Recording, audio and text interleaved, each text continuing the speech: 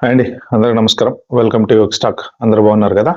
యాక్చువల్‌గా మన YouTube viewer ఒకతను కెనడా గురించి ఒక వీడియో చేయండి సార్. హెచ్-1బీ వీసాల వాళ్ళకి కెనడా ఇప్పుడు ఎక్కువ ఆఫర్ చేస్తుంది కదా! ఆ న్యూస్ బాగా ఈ మధ్యన సర్క్యులేట్ అయితుంది. దాని మీద చేయమని చెప్పారనమాట. సో, ఈ పర్టిక్యులర్ వీడియో ఏంటంటే కెనడా రిలేటెడ్ వీడియో. హెచ్-1బీ వాళ్ళకి అక్కడ అంటే మెయిన్ స్కిల్స్ ఉంటాయి కాబట్టి ఆబ్వియస్లీ వాళ్ళకి అక్కడ జాబ్స్ ఆఫర్ చేస్తామని చెప్పేసి గవర్నమెంట్ వాళ్ళ ప్రోగ్రామ్‌లో పెట్టుకుంది ఇది. అంటే ఈ ఫెడరల్ బడ్జెట్ ప్రోగ్రామ్స్ ఉంటాయి కదా! దాంట్లో పెట్టుకున్నారనమాట. నెక్స్ట్ ఇంకొకటేంటంటే ఒంటారియోలో ఒక స్కిల్ ప్రోగ్రామ్ ఏదైతే ఉందో ఓఐఎన్‌పి అనేది నవంబర్ 14థ్ నాడు సస్పెండ్ చేశారనమాట. సో, ఆ 2 డీటెయిల్స్ గురించి ఈ వీడియోలో చెప్తా.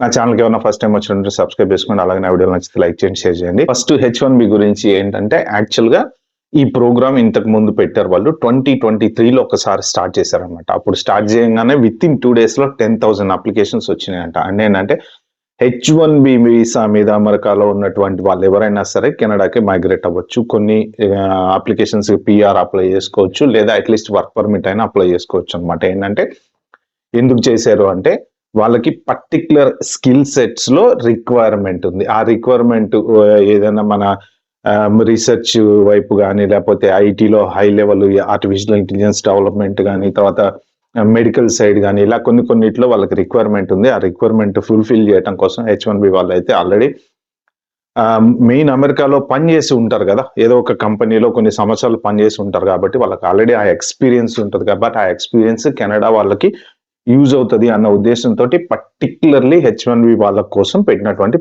ప్రోగ్రామ్ అన్నమాట ఇది. సో, 2023లో ఒకసారి జరిగింది. 10,000 అప్లికేషన్స్ వచ్చినాయని ఆపేశారు. తర్వాత మళ్ళీ మధ్యలో ఇప్పటి వరకైతే ఏం లేదు. సో, ఇప్పుడు ఈ ఇయర్ ఇంకా స్టార్ట్ అయితే అవ్వలేదు. కానీ ఈ ఇయర్ స్టార్ట్ కాబోతుంది. వాళ్ళు కెనడా గవర్నమెంట్ ప్లాన్ చేస్తుందన్నమాట. ఆల్రెడీ కెనడాలో జనరల్‌గా ఇమిగ్రేషన్ ఓవర్ క్రౌడ్ అయింది. అది ఇది అంటున్నారు. కానీ హెచ్-1బీ వాళ్ళని స్పెసిఫిక్‌గా ఎందుకు టార్గెట్ చేశారంటే నేను చెప్పినట్టు ఈ పర్టిక్యులర్ స్కిల్ సెట్స్ అనేవి వాళ్ళకు ఉంటాయి కాబట్టి వాళ్ళకి కావాల్సిన పర్టిక్యులర్ స్కిల్ సెట్ కోసం ఈ ఎక్స్‌పీరియన్స్‌డ్ అమెరికన్ హెచ్-1బీ వాళ్ళని తీసుకోవాలనేసి అది ఎప్పుడు స్టార్ట్ అవుతది ఏంటి అనేది కరెక్ట్ తెలీదు గానీ మోస్ట్ ప్రాబబ్లీ 2026లో ఇదైతే స్టార్ట్ అయ్యే అవకాశం అయితే ఉంది. ఒకవేళ స్టార్ట్ అయితే మాత్రం చాలా లక్కే. ఎందుకంటే హెచ్-1బీ వాళ్ళకి ప్రెజెంట్ ఇప్పుడు లే ఆఫ్స్ అయితే బాగా జరుగుతున్నాయి గదా!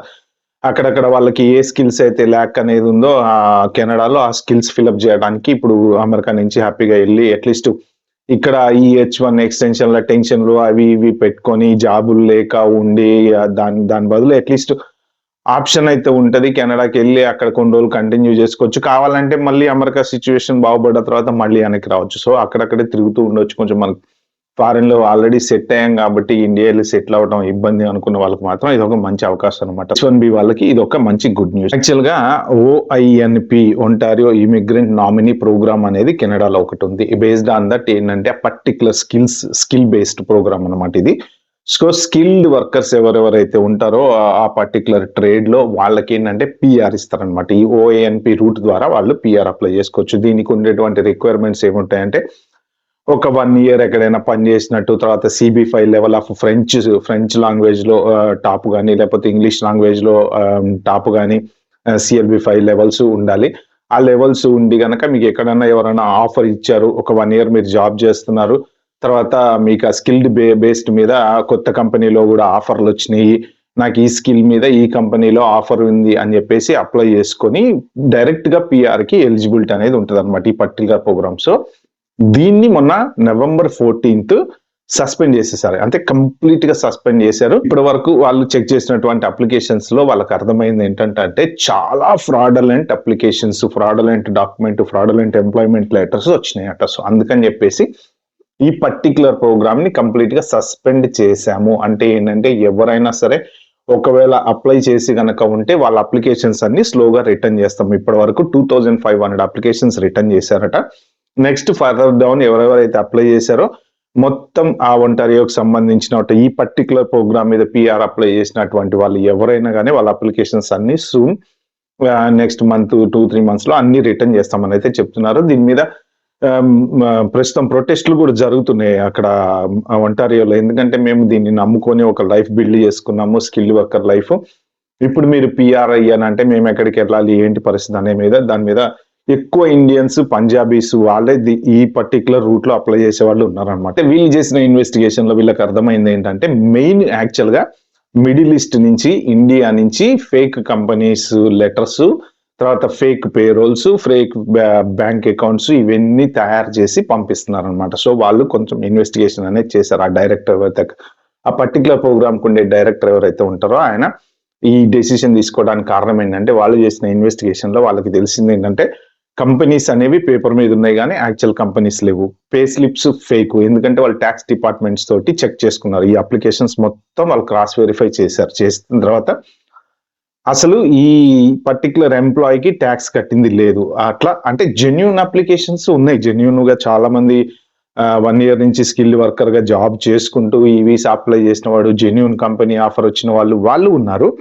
బట్ వీళ్ళతో పాటు ఫ్రాడలెంట్ అప్లికేషన్స్ వచ్చినాయి అనమాట. అంటే ఈ ఫ్రాడలెంట్ అప్లికేషన్స్, దొంగ పేరోళ్ళు, దొంగ కంపెనీలు, దొంగ బ్యాంక్ అకౌంట్స్ ఇవన్నీ ఉండటం వల్ల వాళ్ళు ఏం చేశారంటే మొత్తం ప్రోగ్రామ్ అంతా కంప్లీట్ సస్పెండ్ చేశారు. సో ఇది లాస్ ఎవరికయ్యా అంటే జెన్యూన్ గా అప్లై చేసుకునేటువంటి వాళ్ళకి. దీంట్లో మన ఇండియన్స్ కూడా చాలా మంది ఉన్నారు, స్టూడెంట్స్ అప్లై చేసిన వాళ్ళు చాలా మంది ఉన్నారు.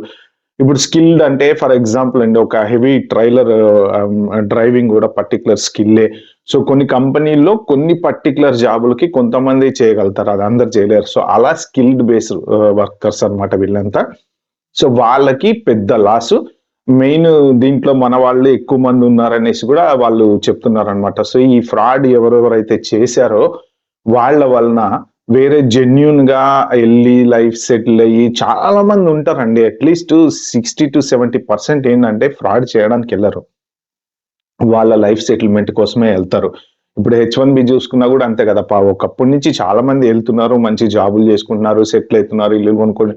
కొంతమంది చేసినటువంటి 20 to 30% చేసినటువంటి ఫ్రాడ్, ఏ డబ్బు సంపాదించాలన్న కక్కుర్తితో చేసినటువంటి ఫ్రాడ్ వల్ల ఏంటంటే ఇప్పుడు ప్రతి H1B వాళ్ళ మీద కూడా ఒక అనుమానం అనేది మొదలైంది అనమాట. సో అలా ఏంటంటే ఇక్కడ కూడా ఈ ఫ్రాడలెంట్ ట్రాన్సాక్షన్స్ ఎవరెవరైతే చేశారో దాని వల్ల జెన్యూన్ గా అప్లై చేసుకున్నటువంటి వాళ్ళు పాపం వాళ్ళు సఫర్ అయితే అవ్వాల్సి వచ్చింది. వాళ్ళు ఇప్పుడు ప్రొటెస్ట్ అనేది మొదలు పెట్టారు అనమాట. అయితే ఇది ఎప్పుడు మళ్ళీ రీస్టార్ట్ చేస్తారు అనేది తెలీదు. సో ఎవరో 2-3 రెడిట్ లో కూడా పోస్ట్ చేసినట్టున్నారు మన ఇండియన్స్. యాక్చువల్ గా ఈ రూట్ ని నమ్ముకునే వాళ్ళు పాపం ఇన్ని రోజుల నుంచి ఉన్నారు. ఇప్పుడు వాళ్ళని ఆ పర్టికులర్ ప్రోగ్రామ్ నుంచి సస్పెండ్ చేశారు. అందుకని చెప్పేసి వేరే ఆప్షన్ లేక, వేరే ఏం చేయాలో తెలియక చాలా మంది ఇంకా ఇండియా వెళ్దామనే ప్లాన్ కూడా చేస్తున్నారు అని చెప్పేసి కూడా నేను ఎక్కడో రెడిట్ పోస్ట్ లో చదివాను నేను. బట్ కెనడా కూడా ఇమిగ్రేషన్ మీద చాలా సీరియస్ గా క్రాక్ డౌన్ చేస్తుంది. కానీ ఈ పర్టికులర్ OINP ప్రోగ్రామ్ సస్పెండ్ చేయటం అయితే చాలా మందికి లాస్ అయ్యండి. కాకపోతే నా రిక్వెస్ట్ ఏంటంటే మీరు ఫేక్ ఎందుకు ఫేక్ చేస్తారు చెప్పండి. మీరు చాలా మంది కూడా ఫేక్ డాక్యుమెంట్లు, ఫేక్ లెటర్స్, ఇండియాలో ఏజెంట్లు, తర్వాత మిడిల్ ఈస్ట్ లో కూడా ఉన్నారంట ఏజెంట్లు, కెనడాలో కూడా ఉన్నారంట ఏజెంట్లు. వీళ్ళందరికీ లింక్ ఉందంట. సో అలాగా మీరు ఎవరినో ఫేక్ చేయడానికి చేస్తే జెన్యూన్ అప్లికెంట్ లాస్ అవుతున్నాడు అక్కడ. ఓకే, మీరు అలా డబ్బులు ఇచ్చి ఆ ఏజెంట్లకి ఈ ఏజెంట్లకి చేసే పనుల వలన మంచిగా వాడు కష్టపడి ట్యాక్స్ కట్టుకుంటా లైఫ్ బిల్డ్ చేసుకుందాం ఫారెన్ లో అని వెళ్ళేటటువంటి వాళ్ళు ఎంత సఫర్ అవ్వాల్సి వస్తుంది. ఇప్పుడు అందరినీ ఒకే తాటి కింద కట్టేశారు కదా. ఇప్పుడు వీళ్ళు ప్రోగ్రామ్ క్యాన్సిల్ చేశారు, సస్పెండ్ చేశారంటే నువ్వు జెన్యూన్ అయినా నువ్వు ఫేక్ అయినా ఒకటే. సో వాళ్ళకు వచ్చినటువంటి ఫ్రాడ్లెంట్ ట్రాన్సాక్షన్స్ అలా ఉన్నాయి అనమాట. అయితే ఇంకొకటి కూడా ఏం చెప్పారంటే ఒకవేళ ఈ OINP మీద ఇంతకు ముందు కనుక ఆల్రెడీ PR తెచ్చుకున్న వాళ్ళు ఎవరైనా ఉంటే వాళ్ళని కూడా ట్రాక్ చేసి ఒకవేళ ఫేక్ సర్టిఫికేషన్ తో కానీ ఫేక్ ఎంప్లాయర్ లెటర్ తో కానీ మీరు కనుక PR తెచ్చుకున్నట్టుంటే PR క్యాన్సిల్ చేయడానికి కూడా మేము వెనకాడము అని చెప్పి చెప్తున్నారు అనమాట. సో అది ఈ పర్టికులర్ OINP. ఒకటేమో H1 గుడ్ న్యూస్, కెనడా త్వరలో H1 వాళ్ళకి ఆపర్చునిటీస్ ఇవ్వబోతుంది, హైలీ స్కిల్డ్ ఆపర్చునిటీస్. ఇది ప్రస్తుతం కెనడా గురించి. ఓకే ఫ్రెండ్స్, ఈ వీడియో మీకు నచ్చినట్టుంటే please and like, share, subscribe my channel. Thank you.